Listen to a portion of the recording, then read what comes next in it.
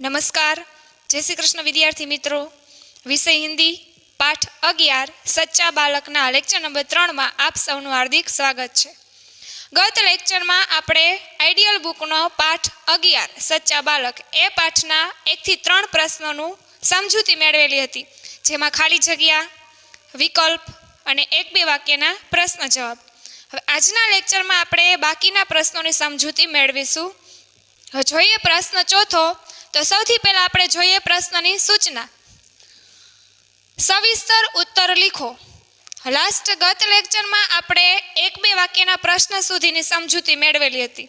हवे आजना लेक्चर में जे प्रश्न चौथो छे एमां टूंकमां उत्तर लखवाना छे, एटले के मोटा प्रश्न छे, सविस्तर एना जवाब आपवाना छे। तो जोईए प्रश्न पहलो। डाकुओने लड़के से क्या सीखा? हवे आपणे खबर छे आखो जे प्रसंग छे, आ जे पाठ छे एक सत्य घटना छे। नानकड़ो 9 वर्षनो छोकरो छे, ए छोकरानी सत्य घटना छे। हवे ए जे छोकरो छे ए साचुं बोले छे, तो एना लीधे डाकुओना हृदय उपर शुं असर थाय छे अने डाकुओ छे छोकरा पासेथी शुं शीखे छे।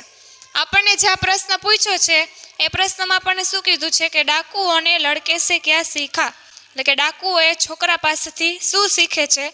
તો કે ડાકુઓ છે છોકરા પાસેથી ઈમાનદારી શીખે છે। હવે કેવી રીતે શીખે છે? તો કે નાનકડો એવો છોકરો છે એ પોતાની માતાનું કહેવું એટલું માને છે કે આવા મુસીબતના સમયે પણ એ છોકરો છે એ ડાકુઓની સામે, સરદારની સામે ખોટું બોલતો નથી। એની પાસે જે વસ્તુ છે એ વસ્તુની જાણ કરી દે છે અને સાચું બોલે છે। આના લીધે ડાકુઓનું હૃદય પરિવર્તન થાય છે અને પછી એ લોકો પણ છોકરા પાસેથી શીખે છે કે પોતે ઈમાનદારીના રસ્તે જ ચાલશે અને ફરી પાછા ક્યારેય લૂંટમાર કરશે નહીં। તો આપણે જવાબ લખીએ, ડાકુઓને લડકે સે ક્યાં શીખા? તો એમાં જવાબ આવશે ડાકુઓને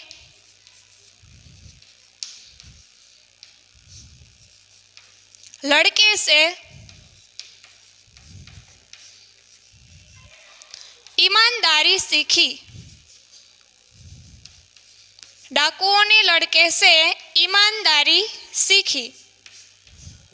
उन्होंने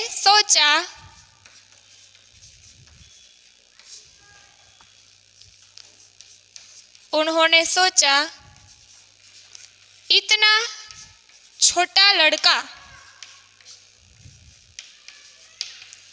छोटा लड़का अपनी माँ की सीख मानकर चलता है। सीख मानकर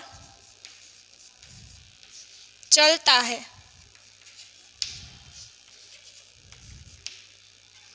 और हम इतने बड़े होकर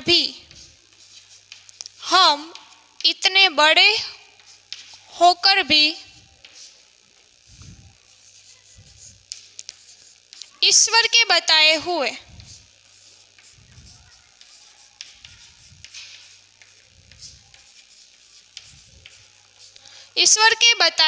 नेक रास्ते पर नहीं चलते।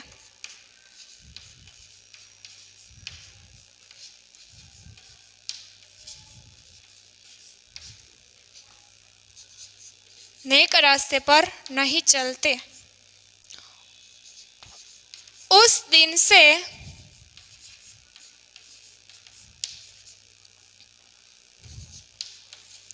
डाकुओं ने लूटमार करना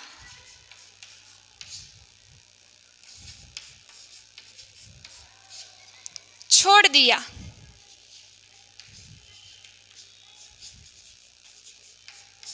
और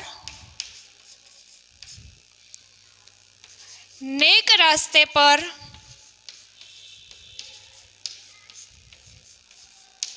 चलने की प्रतिज्ञा की। नेक रास्ते पर चलने की प्रतिज्ञा की। डाकुओं ने लड़के से ईमानदारी सीखी। उन्होंने सोचा कि इतना छोटा लड़का अपनी माँ की सीख मानकर चलता है। ડાકુઓ છોકરા પાસેથી શું શીખે છે? ઈમાનદારી, એટલે કે સાચા રસ્તા ઉપર કેવી રીતે ચાલવું પોતાના જીવનમાં, એ ઈમાનદારી શીખે છે. અને પછી એ શું વિચારે છે કે આટલો નાનો છોકરો પોતાની માતાનું કહેવું એટલું માને છે કે મુસીબતના સમયે પણ એ ખોટું બોલતો નથી. और हम इतने बड़े होकर भी ईश्वर के बताए हुए नेक रास्ते पर नहीं चलते. જ્યારે આપણે તો આટલા મોટા છીએ છતાં પણ ભગવાને બતાવેલા સાચા રસ્તા ઉપર નથી ચાલતા. એની જગ્યાએ આપણે તો લોકોને લૂંટીએ છીએ, લૂંટમાર કરી અને પછી એની પાસે જે વસ્તુ છે, જે પૈસા છે, આપણે પડાવી લઈએ છીએ. હકીકતમાં એની મહેનતનું હોતું નથી. ઉસ દિન સે ડાકુઓને લૂંટમાર કરના છોડ દિયા. હવે એ છોકરાનું જે સાચી બોલવાની જે આદર્શ હતો એ છોકરામાં, એના કારણે એ ડાકુઓ છે એનું હૃદય પરિવર્તન થઈ જાય છે અને ઈમાનદારી એટલે કે નેક એટલે કે સાચા રસ્તા પર ચાલવાની પ્રતિજ્ઞા લે છે. ઓર નેક રાસ્તે પર ચલને કી પ્રતિજ્ઞા કી, અને પછી એ સાચા રસ્તા ઉપર ભગવાને બતાવેલા રસ્તા ઉપર ચાલવાની પ્રતિજ્ઞા કરે છે, કસમ ખાય છે. હવે જોઈએ બીજો પ્રશ્ન, સરદાર ને ડાકુઓ સે લૂંટા હુઆ સામાન વાપસ કર દેનો કો ક્યો કહા. હવે જે સરદાર હતો એણે ડાકુઓને એવું શું કામ કીધું કે જે લોકોનું સામાન તમે લીધો છે એનો સામાન તમે પાછો આપી દો. તો જોઈએ આપણે, સરદારને ડાકુઓ સે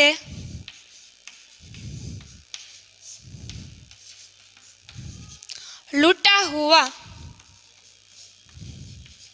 सरदार ने डाकुओं से लूटा हुआ सामान वापस कर दिया क्योंकि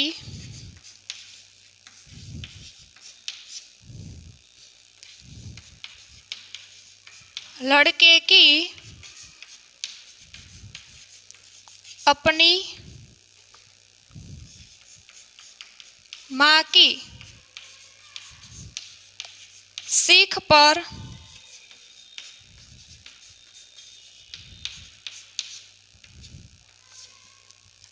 अडिग रहते देखकर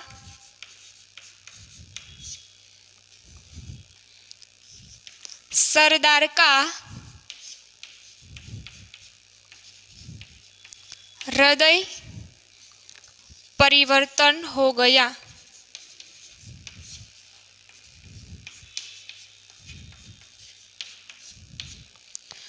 છોકરો છે પોતાની માતાએ આપેલી શીખ ઉપર અડીગ છે, એટલે કે અડગ છે. એને એની માતાએ જે શીખ આપેલી છે એના ઉપર જ એને વિશ્વાસ છે અને એ વિશ્વાસ એ કાયમ રાખે છે, એ વિશ્વાસને તોડતો નથી. હવે આવો અતૂટ વિશ્વાસ જોઈ અને જે સરદાર હતો એનું હૃદય પરિવર્તન થઈ જાય છે. પછી એને પણ અફસોસ થાય છે, પછતાવો થાય છે. એટલા માટે પછી એ પોતાના જે ડાકુ હતા એ ડાકુઓને શું કહે છે કે તમે જેનો સામાન લીધો હતો, લૂંટ્યો હતો, સામાન બધો પાછો આપી દો. ત્યાર પછીનો પ્રશ્ન 5, કોણ કિસે કહતા હે લીખો. આ વાક્ય જે આપેલા છે કોણ બોલે છે અને કોને કહે છે તે આપણે લખશું. પહેલું વાક્ય છે મેરે પાસ 40 અસરફિયા હે. હવે આપણા પાઠમાં આ વાક્ય કોણ બોલે છે કે મેરે પાસ 40 અસરફિયા હે. જ્યારે કાફલો જતો હોય છે ત્યારે રસ્તામાં તેના ઉપર ડાકુઓ લૂંટમાર કરે છે. હવે આ લૂંટમાર દરમિયાન એક છોકરો ખૂણામાં ઊભો રહી જાય છે અને ઊભો ઊભો આ લૂંટમારને જોવે છે. ત્યારે જે લૂંટમાર કરતા હતા એમાં એક ડાકુની નજર એ છોકરા ઉપર પડે છે. પછી એ છોકરા પાસે ડાકુ જાય છે અને એની પાસે જઈને બોલે છે કે તેરે પાસ ભી કુછ હે. એટલે છોકરો શું બોલે છે? મેરે પાસ 40 અસરફિયા હે, એટલે કે મારી પાસે 40 સોનાના સિક્કા છે. તો આ વાક્ય કોણ બોલે છે અને કોને કહે છે? તો કે લડકે ને डाकू से कहा. लड़के ने डाकू से कहा. ડાકુ પૂછે છે ત્યારે છોકરો જવાબ આપે છે. એટલે આ વાક્ય છે કોણ બોલે છે? તો કે 9 વર્ષનો છોકરો બોલે છે. અને કોને કહે છે? તો કે પેલા ડાકુને. એટલે લડકે ને ડાકુ સે કહા. બીજું વાક્ય છે તેરી અશરફિયા કહા હે. હવે આપણને ખબર છે કે જે ડાકુ હતો એણે એક જ પ્રશ્ન પૂછ્યો હતો. કયો પ્રશ્ન? તેરે પાસ ભી કુછ હે? ત્યાર પછી છોકરો એવો જવાબ આપે છે કે મેરે પાસ 40 અસરફિયા હે. આ સાંભળી અને પછી ડાકુ છે એ છોકરાને બીજો પ્રશ્ન પૂછતો નથી, સીધો એનો હાથ પકડી અને ક્યાં લઈ જાય છે? સરદાર પાસે. પછી સરદાર શું પૂછે છે? તેરી અસરફિયા કહા હે? એટલે આ વાક્ય છે કોણ બોલે છે? તો કે સરદાર બોલે છે. અને કોને કહે છે? છોકરાને. તો જવાબ આવશે સરદારને લડકે સે કહા. સરદારને લડકે સે કહા. ત્રીજું વાક્ય, मेरी माँ ने इनको सदरी के अस्तर में सी दिया था जिससे किसी को पता न चले. હવે સરદાર છે પૂછે છે કે તારી અસરફિયા ક્યાં છે? એટલે છોકરો છે એ પોતાનું જાકીટનું જે અસ્તર છે એ અસ્તર ફાડી અને પછી સરદારની સામે રાખે છે અને પછી બતાવે છે એ કે આ રહ્યું. પછી સરદાર એને પૂછે છે કે આવી રીતે રાખવાનો ઉપાય તને કોણે બતાવ્યો? ત્યારે છોકરો શું બોલે છે? મેરી માને ઇનકો સદરી કે અસ્તર મેં સી દિયા થા. એટલે કે મારી માતાએ જાકીટના અસ્તરમાં સીવી દીધા હતા જેથી કરીને કોઈને ખબર પડે નહીં. એટલે આ વાક્ય છે કોણ બોલે છે? તો કે છોકરો બોલે છે અને સરદારને કહે છે, કારણ કે પૂછે છે કોણ? સરદાર. લડકેને सरदार से कहा.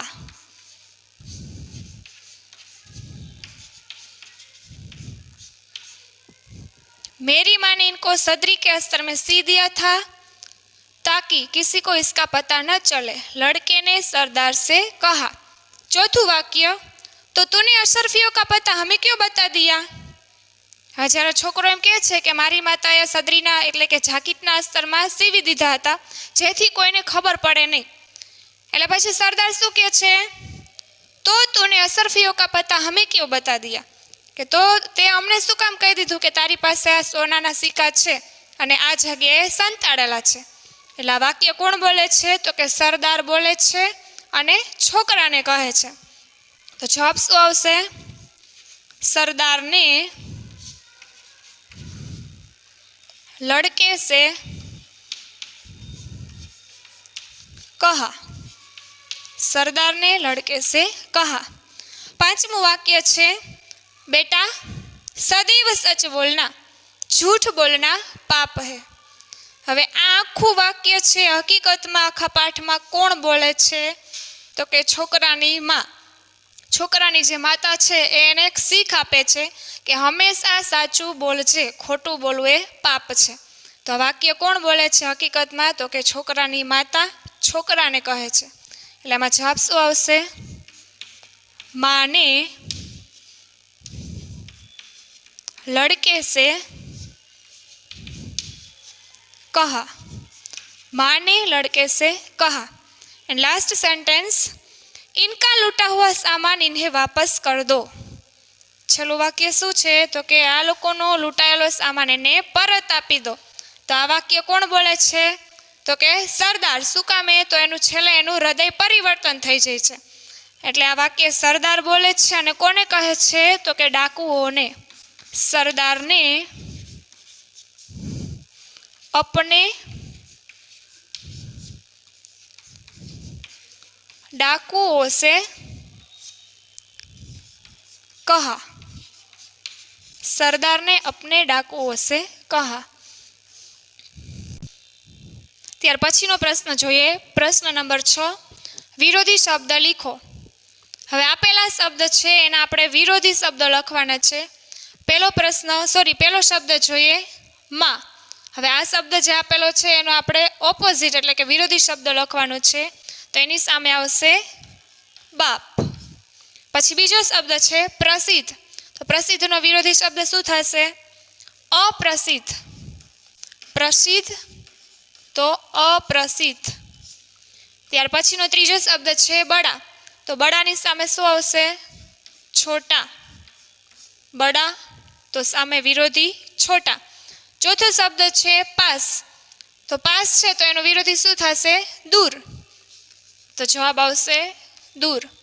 પાંચમો શબ્દ છે સચ. સચનો વિરોધી શું થશે? જૂઠ. સચ તો એમાં આવશે જૂઠ. છઠ્ઠો શબ્દ છે નેક. નેક એટલે સહી. તેની સામેનો વિરોધી શબ્દ બેઈમાન. જે ઈમાનદાર નથી તે બેઈમાન. સાતમો શબ્દ છે આજ. તો આજનું વિરોધી શું થઈ જશે? કલ. ફરીથી માં તો એનું વિરોધી આવશે બાપ. પછી પ્રસિદ્ધ તો અપ્રસિદ્ધ. બડા તો છોટા. પાસ તો દૂર. સચ તો જૂઠ. નેક તો બેઈમાન. અને આજ તો કલ. હવે એના પછીનો પ્રશ્ન છે એમાં સમાનાર્થી શબ્દ લખવાના છે. જે આપેલા શબ્દો છે એનો બીજો શબ્દ લખવાનો છે એના જેવો. એનો બીજો અર્થ નીકળતો હોય સમાન અર્થી. તો પહેલો શબ્દ છે માં. તો માનો બીજો શબ્દ કયો થશે? તો કે જનની અથવા તો માતા.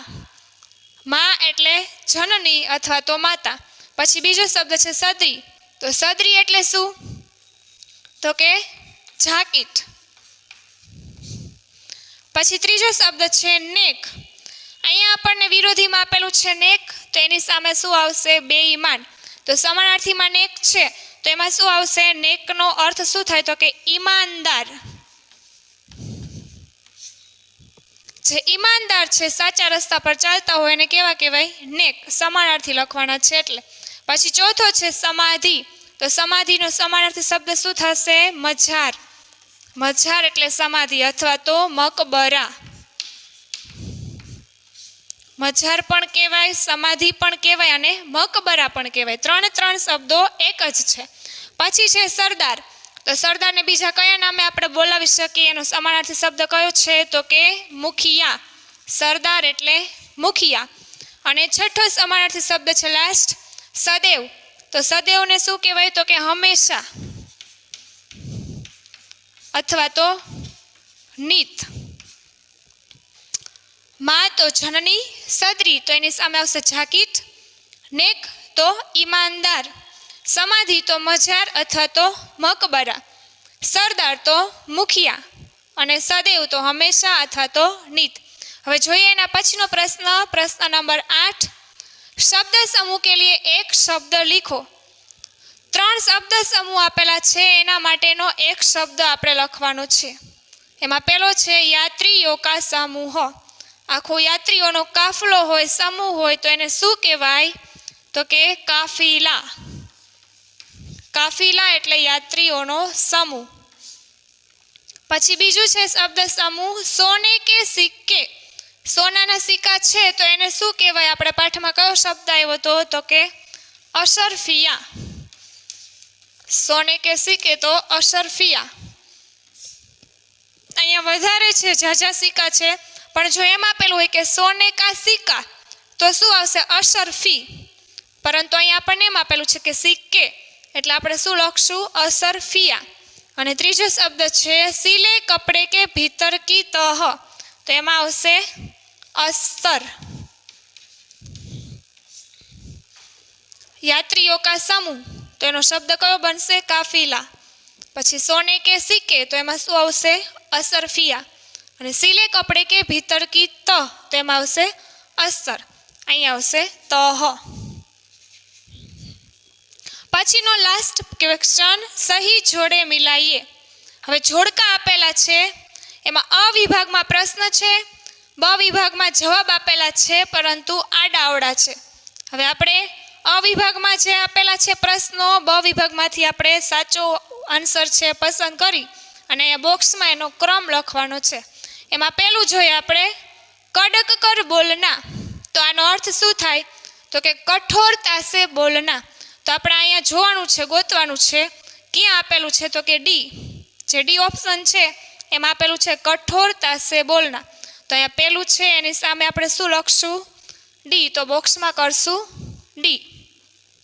ત્યાર પછી બીજું છે ઘૂંટને ટેકના.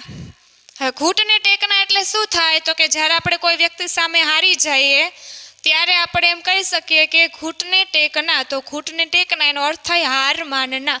તો અહીંયા આપણને ઈ વિભાગમાં આપેલું છે હાર માનના. તો બીજાની સામે કયો અંક આવશે? તો કે ઈ. તો બોક્સમાં કરશું ઈ. ત્યાર પછી ત્રીજું છે નેક રાસ્તે પર ચલના. નેક એટલે સાચા, ઈમાનદારીના રસ્તા પર ચાલવું એને કહેવાય નેક રાસ્તે પર ચલના. તો અહીંયા જોઈએ આપણે, જો એમાં આપેલું છે સહી રાસ્તે પર ચલના, એટલે સાચા રસ્તા પર ચાલવું. તો જે ત્રીજું છે એની સામે કયો અંક આવશે? તો કે એ. તો બોક્સમાં આપણે કરશું એ. ત્યાર પછી ચોથું છે આંખો કા તારા. આંખો કા તારા એટલે જે આપણને ખૂબ જ પ્રિય હોય તેને એમ કહેવાય આંખો કા તારા. જે આપણને સૌથી વધારે ગમતા હોય તે વ્યક્તિને કહેવાય આંખો કા તારા. તો અહીંયા આપણને એફમાં આપેલું છે બહુત પ્યારા. તો અહીંયા ચોથું છે એની સામે શું આવશે? તો કે એફ. તો ચોથાના બોક્સમાં કરશું આપણે એફ. અને છેલ્લું છે કાન ફૂંકના. જ્યારે કોઈના વિરુદ્ધ કોઈ એને ઉશ્કેરાવતું હોય, વાત કરતું હોય કોઈના વિરુદ્ધ પક્ષમાં જો વાત થતી હોય તો એને શું કહેવાય? કાન ફૂંકના. તો અહીંયા આપણને જી જે અંક આપેલો છે એમાં આપેલું છે કાન મેં કહના. તો પાંચમામાં કયો અક્ષર આવશે? જી, કાન મેં કહના. તો વિદ્યાર્થી મિત્રો, આ સાથે જ આપણા આઈડિયલ બુકના આજના જે પ્રશ્નો છે એ પ્રશ્નોની સમજૂતી અહીં પૂરી થઈ છે. અને આ સાથે જ આપણો આજનો લેક્ચર અહીં સમાપ્ત થાય છે. અસ્તુ, આભાર.